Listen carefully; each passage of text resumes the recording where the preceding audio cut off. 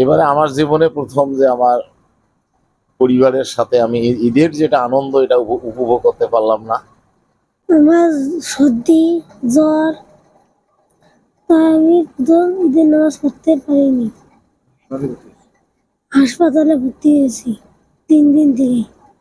তো বাবা মা আসেনি? বাবা মা ঢাকায়। হ্যাঁ, বাবা মা ঢাকায়। কে তোমাকে নিয়ে এসছে এখানে? আমার দাদি। ঈদের নামাজ না পড়ে আমার বন্ধুদের সাথে খেলা না খেতে আমার অনেক।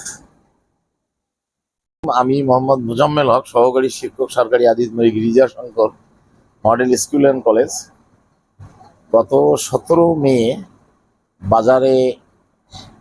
বাজার করতে গিয়ে আমার পা পিছলে যায় এবং আমার কোমরের হাড় ভেঙে যায়। এই হাড় ভেঙে যাওয়ার পরে আমি রংপুরে চিকিৎসাধীন ছিলাম, কিন্তু আমার ডায়াবেটিক্স জনিত কারণে অপারেশন সম্ভব হয়নি। সঙ্গত কারণে এই ডায়াবেটিস নিয়ন্ত্রণের জন্য আমি আদিতবাড়ি উপজেলা স্বাস্থ্য কমপ্লেক্সে আছি আজ 3 দিন থেকে, এবং এখানে অত্যন্ত ভালোভাবে চিকিৎসার সুবিধা পাচ্ছি। এবারে আমার জীবনে প্রথম যে আমার পরিবারের সাথে আমি ঈদের যেটা আনন্দ এটা উপভোগ করতে পারলাম না। আমি খুব খুব কষ্টের মধ্যে আছি, কারণ আজ পুরো 12 দিন ধরে আমি ঠিক একইভাবে খুব কষ্টে আছি। এবং আজকে আমার পরিবারের ছেলে মেয়ে, আমার মিসেস, আমার ভাই, এদেরকে ছাড়াই প্রথম আমার জীবনে ঈদ উদযাপন করলাম, যেটা অত্যন্ত একটি কষ্টের। তারপরেও এখন আল্লাহর ইচ্ছা যে আল্লাহ আমাকে এটা ভাগ্যে এভাবে রেখেছিল, তাই এটা হয়ে গেছে, করার কিছু নেই। তারপরে এখানে হাসপাতালে আমি অত্যন্ত সেবা পাচ্ছি ভালো। আজকে আবার আমাদের মাঝে অত্যন্ত উন্নত মানের খাবার পরিবেশন করা হয়েছে। আমি আমার মাধ্যমে দেশবাসীর কাছে আমি দোয়া চাচ্ছি, সামনে আমার আমি ঈদের নামাজ পড়তে পারিনি, আমি ডিউটি বসতে পারি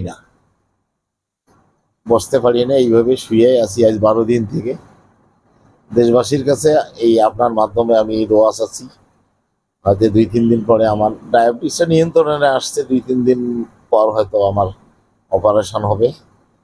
আমি সকলের কাছে দোয়া চাচ্ছি, হাসপাতাল কর্তৃপক্ষকেও আমি অত্যন্ত ধন্যবাদ জানাচ্ছি। ওনারা আমাদেরকে অত্যন্ত আন্তরিকতার সাথে আমাকে সেবা দিচ্ছেন। আমি এই বলেই শেষ করছি, ধন্যবাদ। আমি ডক্টর সজল চন্দ্র রায়, এমার্জেন্সি বিভাগে কর্মরত আছি।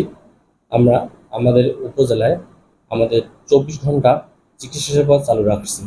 এই কারণে আমাদের সমস্ত ডাক্তার এবং নার্স এবং কর্তব্যরত বিভিন্ন ধরনের শ্রেণীর কর্মকর্তারা এখানে কাজ করতেছে।